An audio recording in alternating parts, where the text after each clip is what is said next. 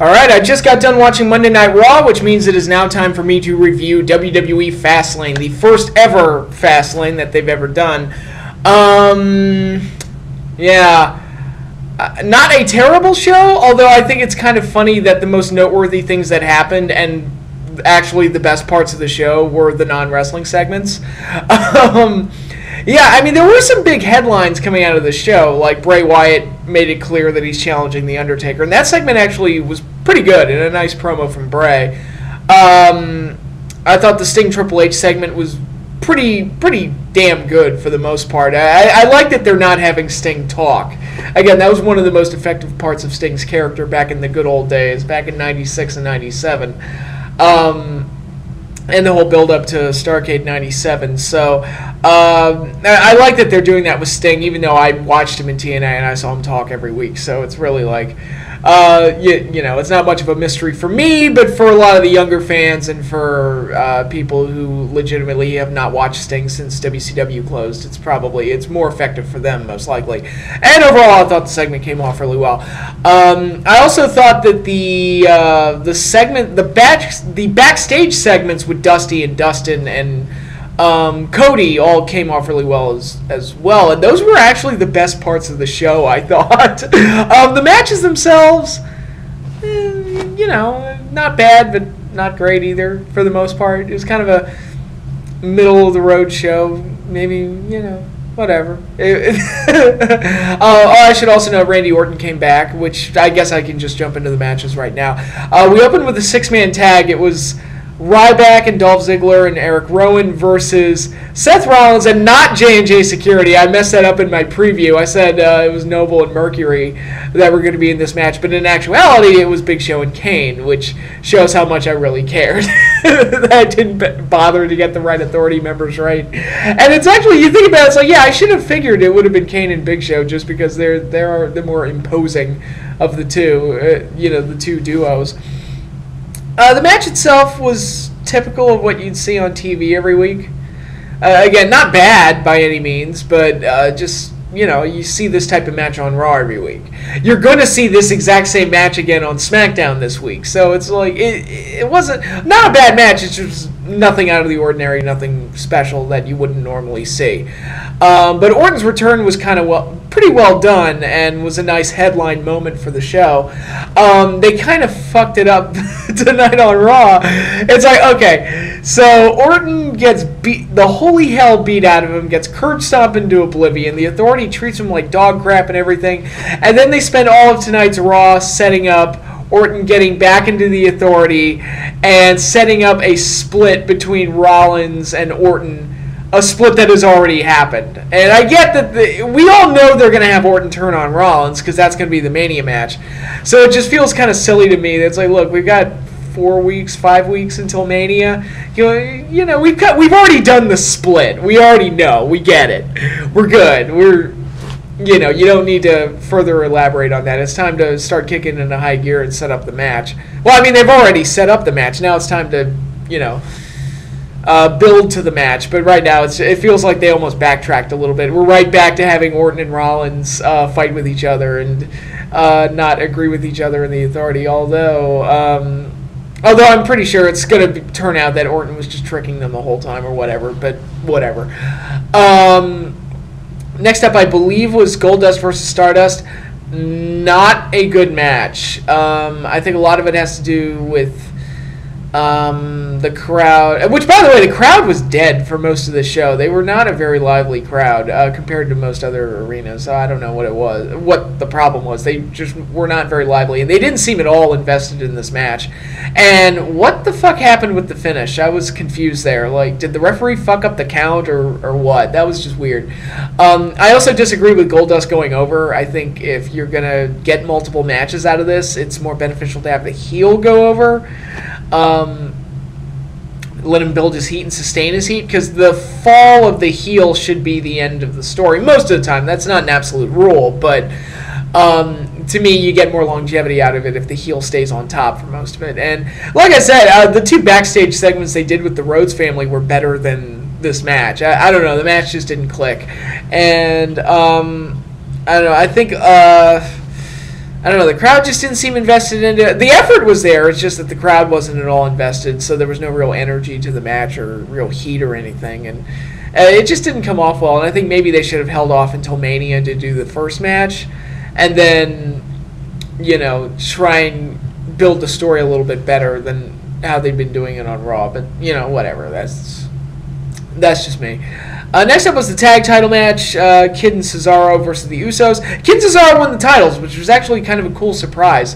I was not expecting that at all. So I was like, oh, okay, I'll take that. I mean, it's not like the tag belts mean a whole hell of a lot, but, you know, if you're going to have the belts, at least put it on a team that I like, you know, two guys that I like. And not that I dislike the Usos, I just feel like, we've kind of seen it at this point. So, all right, Kid and Cesaro are a fresh team. Let's see what they can do, and maybe they can come up with something good to do. And, you know, it's all well and good. And the match itself wasn't bad. It was actually a solid match, so I'll take it. And I have to say, Natalya looked very good last night. I do have to point that out. She looked very, very nice. I mean, she usually looks nice, but she looked very nice last night at Fastlane. I was quite impressed.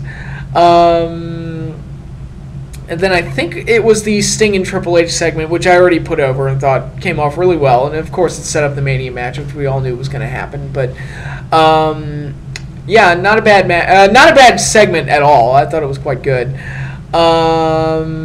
Then I believe it was the Divas title match that was next. Kind of a nothing match. And it's the same old story with the Divas.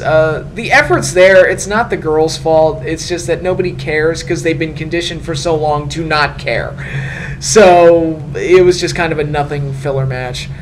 Nikki retained, as I expected. Dean Ambrose versus Bad News Barrett for the IC title.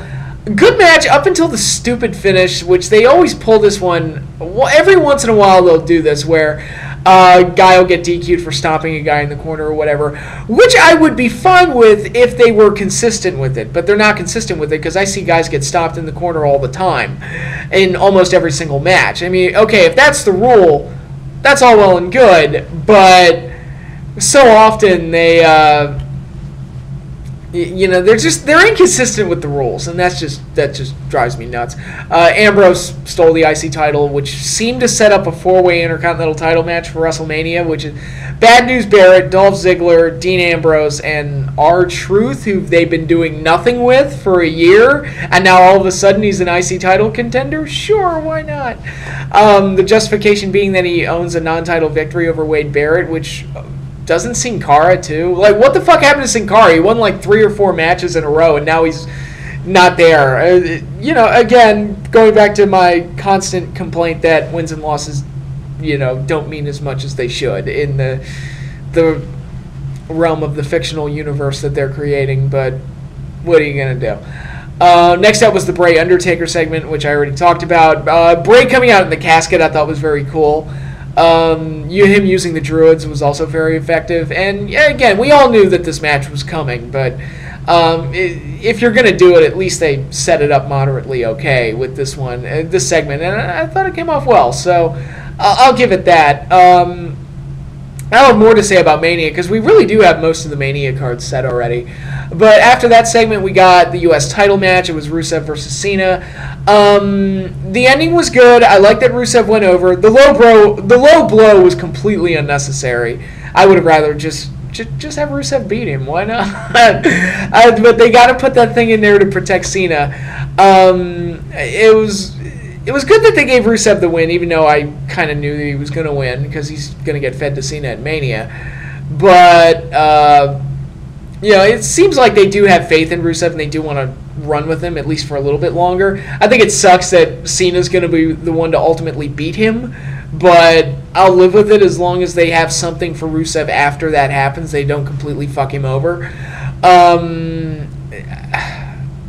Yeah, the match itself, it picked up a bit towards the end, but was very, very slow early on. It just didn't click. And I'll say it again, even Cena looks bored with the 5 moves of doom at this point because he hits it so half-heartedly now. I mean, before he would hit it so fast and just be like, whoa, shoulder tackle, shoulder tackle, shoulder tackle, duck the clothesline, protoplex, you can't see me, whoop-a-da-whoop, knuckle shuffle, where he punches the mat as hard as he can, because I don't think he's ever made contact with that move. He's never made convincing contact with that move at all. But anyway, he would hit that 5 moves with a lot of energy. Now he's just like, all right, motherfucker, you know the drill. Let's just do this shit. And it's like, all right, yeah, shoulder tackle, fuck it, we don't need to do the third one. And it's like, yeah, proto play, whatever. I don't know what the fuck it is anymore. 5-knuckle shuffle, I'm gonna move in half speed. Fuck it. Boom. I'm John Cena. Woo. And I don't know. Even he looks bored with it at this point. To me, I don't know what the deal is there, but the match was a little off at points, and you could clearly hear Cena calling spots pretty loudly, which he does a bit, but it was more prominent in this match. It was, not terrible, but it was a whatever match. I don't think the ending had the impact that it should have, because, again, I just know that Cena's going to win at Mania. So, and I predicted that Rusev was going to walk out U.S. champion. And I'm just like, yeah, Cena's going to win at Mania. And, how is this negative loss going to impact John Cena? Well, he comes out the next night on Raw. He's completely fine, and he's just like, I'm going to come back and fight some more because I'm John Cena. And nothing ever gets him down because he's Mr. Happy Pants all the time. And it's just like, whatever. I don't even care anymore. But there's that. And, so that was the U.S. title match. Again, it was a big win for Rusev. And it's nice that they actually seem to care about him, which is good. And he's actually, for all the knocking I do on Kane and Big Show and Mark Henry and the way they push them, Rusev is actually a convincing monster because he wins all the time. And he does seem unbeatable. Not all of his wins are clean, but he does seem unbeatable because he's been undefeated for over a year now. And, and now he's beat John Cena. So, he's looking pretty strong right now, so it's good. Then we had the main event, Daniel Bryan versus Roman Reigns. Again, not a bad match, and it was one of Reigns' better matches, probably his best match as a single star, for sure. The problem with it was just the inevitability of it. Like, the second they started having Reigns sell and Bryan playing the de facto heel in the situation by working and having advantage for a majority of the match, I was like, oh god, they're going to pull a Super Cena here and Reigns is going to win in like one move. And I'll be damned if that's not pretty much what they did. It was like once he hit the spear, I'm like, yep, there you go. Super Cena activated. And watching Roman Reigns work babyface over a guy half his size in Daniel Bryan, who is a natural underdog babyface, it just didn't gel with me as the story. And again, I knew Reigns was going to win. It was inevitable. We all knew it. And it is what it is. But it was going to be Reigns and Lesnar at Mania. Good luck. That's all I'm going to say. I don't think that crowd is going to be very receptive towards Reigns. But we'll see. My only question is, what the fuck are they going to do with Daniel Bryan at WrestleMania? It's like, all right, this guy came back from a neck surgery that some thought might have been career-ending, and you don't have a plan for your most over guy? Are you kidding me? It just floors me, because try to imagine Triple H coming back from his quad surgery in 2002 and them having nothing for him. Try to imagine Austin coming back after his neck surgery and missing most of 2000, then coming back, and them having no Mania plan for him at all whatsoever. They wouldn't do that, so it's like, I don't understand how Daniel Bryan comes back from neck surgery and you have nothing for him at WrestleMania, nothing substantial. It's like, if he gets anything, it's just going to be something that they throw together. And they set nothing up on Raw this week either, so it's like, all right, even your rushed build-up is going to have limited time because you didn't even set up anything on Raw this week. The rumor was that he was going to face Dolph Ziggler in a random let's throw two guys together type of match, but it looks like Ziggler's going to be in the IC title situation, which I referenced earlier, so that's probably not going to happen at this point. So it looks like Daniel Bryan's his only options for a WrestleMania opponent are either to enter him into the Andre the Giant Battle Royal or have him face Sheamus, which, if that match happens, I will laugh, because there must be somebody backstage at the WWE who really wants that match to happen at WrestleMania, and somebody backstage at the WWE, most likely Vince, who wants to shit on that match every chance that he gets, because it was supposed to happen at 27 for the U.S. title, and it got pulled from the show to make room for Michael Cole and Jerry Lawler, and the insane amount of time that match got, because that was completely necessary. It happened at WrestleMania 28 for the World Heavyweight title, but it was that 18-second fiasco that kind of killed the crowd for the first hour of that WrestleMania. It kind of blew up in their faces, quite honestly. So yeah, I mean, this will be the third time, if Daniel Bryan and Sheamus actually happens, it'll be the third time that they'll set this match up for WrestleMania. It's like, I wonder what kind of tomfuckery they're gonna pull the third time around, or maybe they'll actually be allowed to have a real match this time. Who knows? But yeah, WrestleMania looks like it's just about set in stone almost. We have most of the cards set up. It'll be we're probably gonna we are gonna get the Andre the Giant Memorial Battle Royal. That's been established, and they're gonna cram a bunch of guys into that. It looks like an IC title 4-way is going to happen. Ambrose, Barrett, Ziggler, and R-Truth. At least going by what I saw on Raw this week. Which seems kind of random, but whatever. There will be a Divas match of some kind. I don't know exactly what, but it'll be there. Probably like what they did last year, where they just throw every girl out there and say, yeah, do whatever you want, whatever. Because they're prone to do that. Then we're going to get Bray and Undertaker. It's fine if Bray goes over, but I'm not convinced that he's going to go over. And I don't see the point in having Taker beat him.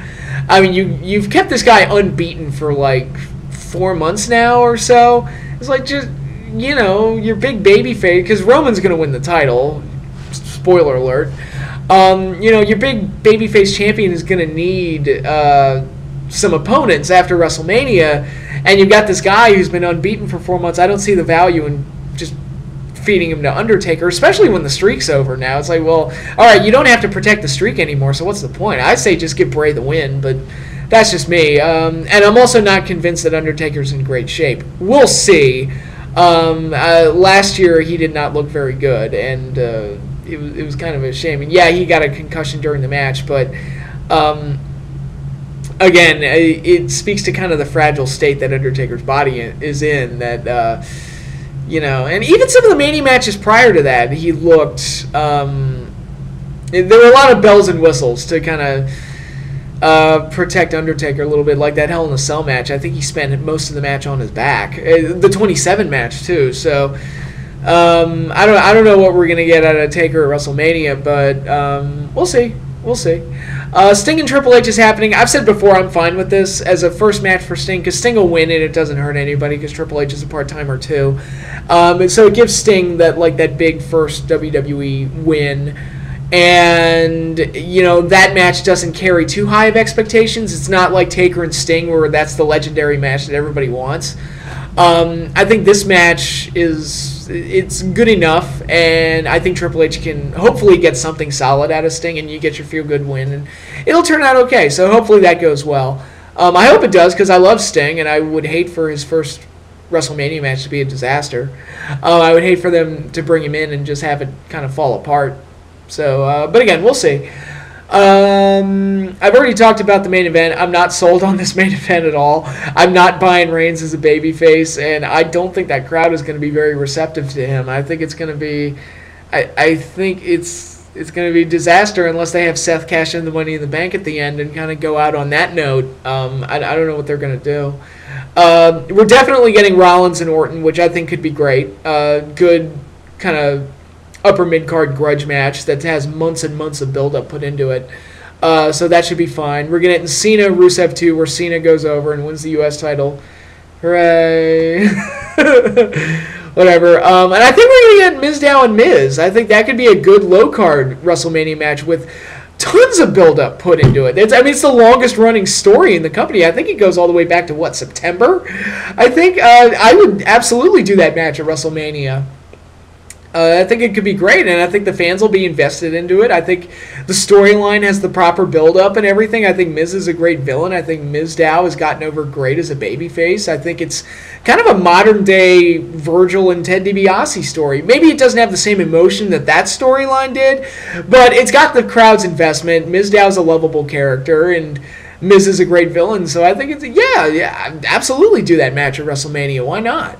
You might get Goldust and Stardust too as well, which, hopefully the second match turns out better than the first match. And I mean, would Goldust go over again? I have no idea, but Cody, I would think that Stardust would go over the second time around, but it depends. I guess it depends on how long they want to take this. I don't know, but yeah, I mean that looks like it's going to be the full Mania card unless something changes or something happens. I don't know, but I guess it's good that they at least have most of their cards set up 5 weeks in advance, even if not all the matches are official. I mean, most of them are very, very likely at this point. The Mania card itself is. I mean, there have been worse Mania cards, quite honestly.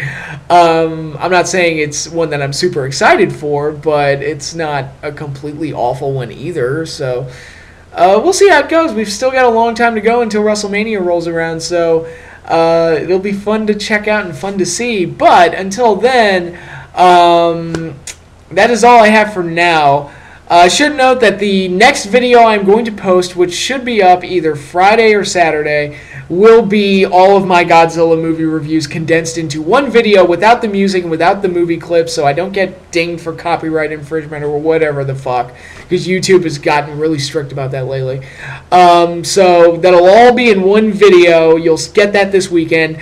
I spliced the entire thing together. The entire video will be close to 9 hours long, but I will include a table of contents so you can bounce around to whichever review you want to watch. So hope you all enjoy that, but until then, that's all I have for now. Y'all enjoy your week, and I will see you all later.